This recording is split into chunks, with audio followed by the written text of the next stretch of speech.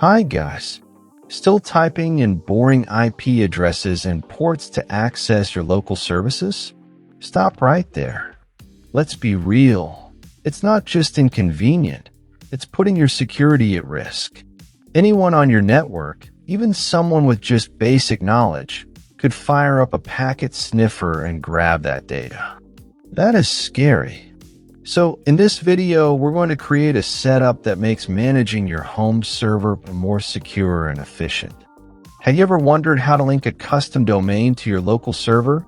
Or how to get that secure connection symbol to show up in your browser when accessing your own services like Proxmox, TrueNAS, or your own website? By the end of this video, you'll not only have your own custom domain, but also secure access to all your local services using SSL certificates. Let's get started. Let's go to DuckDNS.org. Once we are on the DuckDNS homepage, we need to log in. We can log in with any of these accounts. I will log in using Google. Let me quickly log in with my Google account.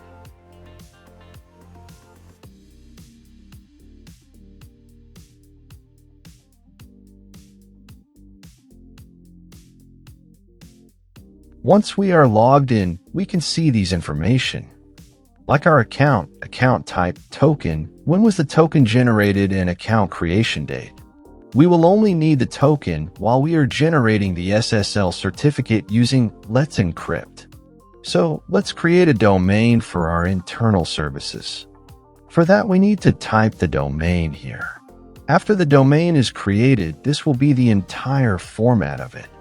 It will be a subdomain of DuckDNS.org, which is fine as we are getting it for free. Anyway, we're going to use it for our internal purpose only. So give your domain a name. Then click on Add Domain. Now we got the success message, so our domain is created successfully. If it is not available, you might get an error. It is fine, you can try some other domain unless you can see this message. Now here, DuckDNS will autofill your current public IP address. In my case, I will change it to the local IP address of the device, where we will host the Nginx Proxy Manager. Then I will click on Update IP. Once it is updated, we will get this success message for updating the IP address. For hosting the Nginx Proxy Manager in Docker, we need the Docker image. For that, we will go to Google and search for Docker Hub. Let's go to the official site of it. Now if we search for Nginx Proxy Manager here,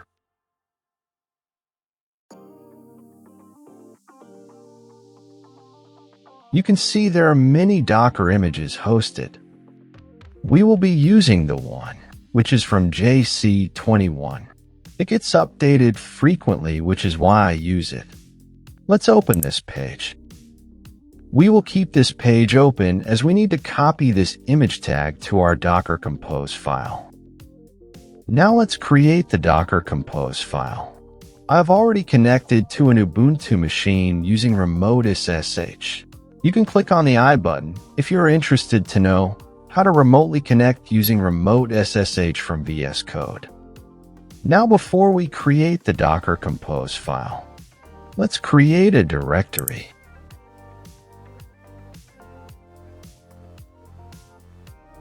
Inside this folder, I will create the Docker Compose.yml file. Make sure that the file name is docker-compose.yml. Let's prepare the Docker Compose file. You will find this code in the video description. Start by mentioning services, followed by a colon. Indentation and syntax must be followed strictly for YAML file. Now in the next line, enter 2 spaces and then give a name to the service. Let's call it Nginx Proxy Manager. Whenever we need to provide more details, we need to end that statement with a colon and in the next line we have to indent it with 2 spaces. Now for this service, let me provide the image that this service will host. I will copy it from the Docker Hub.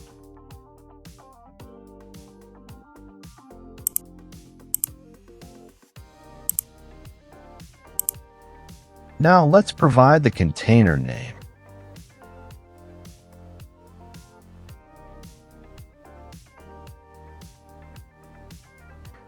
Next, we will expose ports from the container to the host. We need to expose port 80, 81, and 443. Here, the port on the left side is for the host machine, and right side is the port for the container. In this case, both are same. If any port is already occupied, we can change the left side port, which is meant for host. But we cannot change the right side as it is for the container. Next is volumes. We will attach a directory to the container so that all the data will be stored. Next time when the container starts, it will have all the data ready. This follows the same logic as port. Left side is for host and right side is for container. I will provide the path for this exact folder.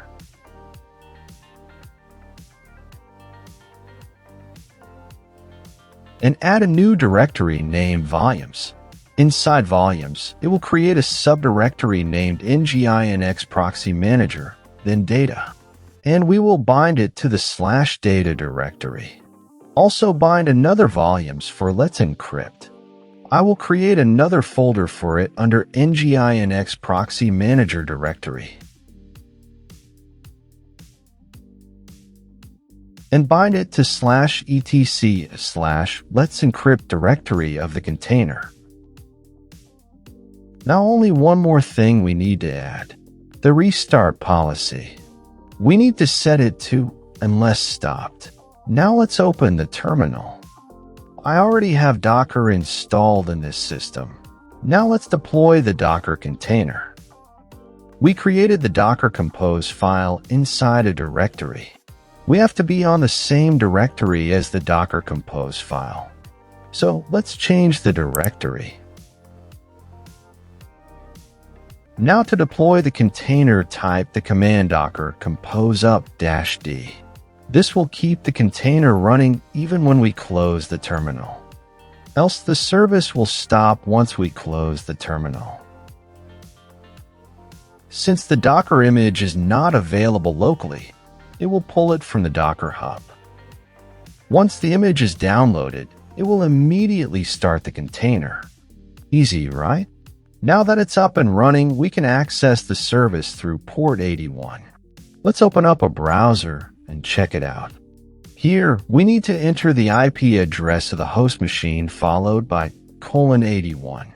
However, if you have assigned a different port, make sure to specify that one. Great, it's working. We are able to access the login page of Nginx Proxy Manager. Now let's log in. We will log in with the default email and password. The default email is admin@therateexample.com. A default password is changeme. Once we logged in, we need to change the default credentials. Let me quickly update my details. I'm going to provide a random email address for now, as I'm just testing it. You can use your actual email if you're planning to use this. Now we need to update our password. For current password, we need to enter changeme, and then we will enter a strong password. We are all good with this. Let's generate our SSL certificate for the domain.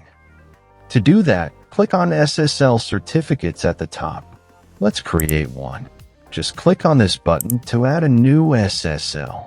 Here, we need to fill up this form. Let's start by adding the domain name.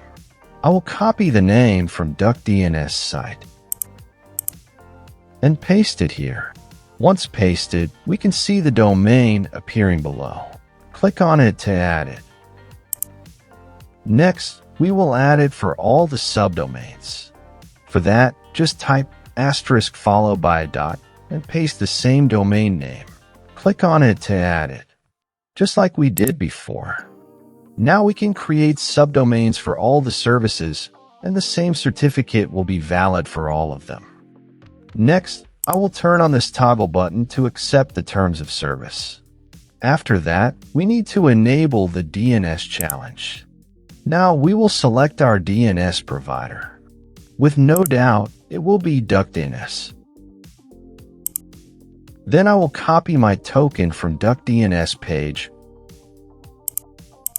and paste it here. Once that's done, just click on Save. It might take a little time, so we'll wait for it to complete. If the SSL certificate is created successfully, then awesome. But if you are seeing an error like I am, no need to worry, there's a simple fix. Just add a 30 seconds of propagation and try again. Sometimes, if it's not a valid email address, then also it fails. Check the error above if it is failing because of the email. Else just try a few times with propagation seconds. It should work.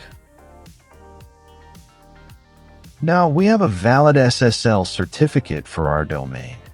As you can see, the certificate is only valid for a few months. But no need to worry. Once it expires, we can renew it easily. And we even have the option to renew it before the expiration date. So now we're ready to move on and set up the reverse proxy. For that, we can go to Hosts at the top. Then select Proxy Hosts. This is where we can configure all our reverse proxies. First, let's create a domain with SSL for Nginx Proxy Manager itself. For that, click on the green button to proceed. Here, we need to fill in a few details to create our proxy host. In the domain names field, enter the name you want to use. I will go with npm followed by a dot, and then type the full domain we just created in DuckDNS. Click on it to add it. Here we replace the asterisk with npm. This asterisk makes our SSL certificate valid for all the subdomains. Now let's enter the IP address in the forward IP field, and the port number in the forward port. There are some great extra features here, too. You can enable cache assets or turn on WebSockets for the services that need it. Block common exploits. Now let's add the SSL certificate that we generated earlier. For that, switch to SSL tab. From the drop-down, let's select our certificate. Also, you can enable features like Force SSL or HTTP2 support. Once everything's set, just click on Save. The reverse proxy is generated. You can check out all the details right here on this page. So now let's try accessing the Nginx Proxy Manager from here. For that, click on this new URL. Great, it's working. And also, it has a secure connection icon before the URL. Let's try to log in now. We are going to use the newly created credentials. And with that, we are logged in. Now let's set up another proxy, this time for Proxmox. We will be using a new domain name for it. Proxmox uses a self-signed certificate and is only accessible through HTTPS. So we need to change the scheme to HTTPS. Just like we did earlier, enter the IP address and the port number. For Proxmox, the port will be 8006. Also enable these options. Since this service requires WebSockets, we will need to enable WebSocket support right here. Now let's choose our SSL certificate to secure the connection. Also enable these options. Then click on Save. And there we go. We have successfully created 2 proxy hosts till now. Let's check this one too. Great. We're able to access Proxmox as well. over this secure connection on the new domain. Next up, let's set up a proxy for TrueNAS. Just like we did before, we will set the domain name, enter the IP address and port. Here, port will be 80 for TrueNAS. Additionally, I will enable the below options. Now let's choose the SSL certificate and don't forget to enable those extra SSL features below. Now we have reverse proxy for TrueNAS too. Let's check it. Perfect. We are able to access TrueNAS securely on this domain too. You can add as many proxy hosts as you need, and you will be able to access all of them with secure connection. Now you can secure all your internal services with SSL. Did this video help you out? Drop a comment below to let us know how it made your setup easier. And if you're into more such content like this one, don't forget to hit the subscribe button for plenty more coming your way.